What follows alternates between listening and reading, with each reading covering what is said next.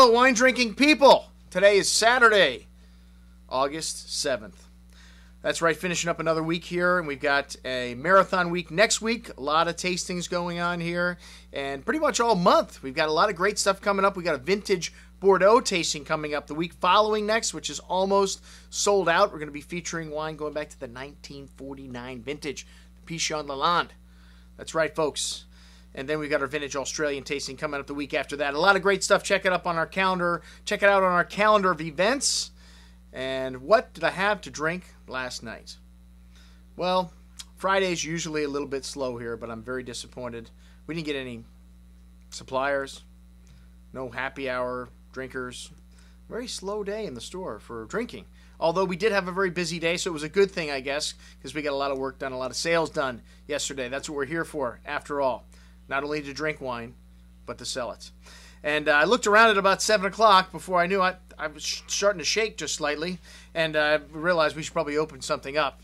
And Pat stopped by with the 2007 release of the Beringer Nights Valley Cabernet for us to try, so I figured we'd pop that puppy open, see how it is. Most 07s have been better than their 06 counterparts. We had a really a lot of success with the 06 Beringer Nights, an excellent wine. And I was prompted this morning when I got here to open a bottle of 06 because I just wanted to see how it would show against the 07. And the 07 on the second day is much better, like a lot of these 07s. This is a great vintage from Northern California. Nights Valley is the Appalachian in Sonoma that sits just north of Calistoga. It's very unique, and it's one of the best areas for growing Cabernet Sauvignon, one of the most famous producers in Northern California. Peter Michael resides in Nights Valley and makes great Chardonnays from up there, great Cabernets from up there. And Beringer makes one of the best values that we've had in the store. This 06 is on sale for $17.75. Very similar to the 07, but the 07 has got, as I mentioned, a little more structure. A little hot the first day we opened it up, but this morning it was showing much better, really rich black currant, cassis berry fruit, a little bit of that toasty oak spice, a little bit of dark chocolate, a little bit of fresh earth. And the 06, I popped it open. Boom, it was showing all that stuff right off the bat. It didn't need that 12 hours to open up.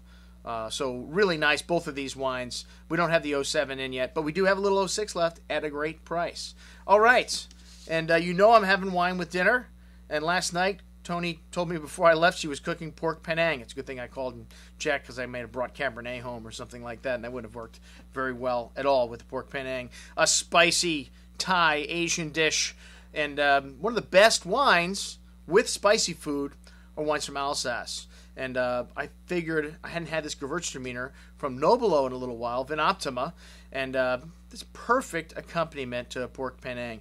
A little bit of sweetness, still with great acidity, actually 20 grams of residual sugar. 20 grams per liter is actually quite a bit, but the great wines made with this varietal of Gewürztraminer always also have a high amount of acidity to match that sweetness, and it went perfect with the pork Penang. Nick Nobilo, well, he was one of the founding fathers of the New Zealand wine industry, and he's a bit of a whack job, but really cool guy. He's been in the store for a tasting, and anyone that would start a winery and focus on one varietal and have it being Gewürztraminer, it's got to be a little far out there. But he makes great wines, and really, what a character Nick Nobilo is. And hopefully I can make it out there to see him in New Zealand. I had that on my calendar for next year, but we had to bump Argentina, so we got to bump New Zealand until 2012 now. All right, well, that's what I had to drink last night. Like I said, a short day in the store and a short night at home because beer also goes very well with spicy food, and I chased that Gewürztraminer with a San Miguel. All right, folks, I'm your host, Andrew Lampazone, signing off for the Wine Watch, saying remember, always drink the good stuff first.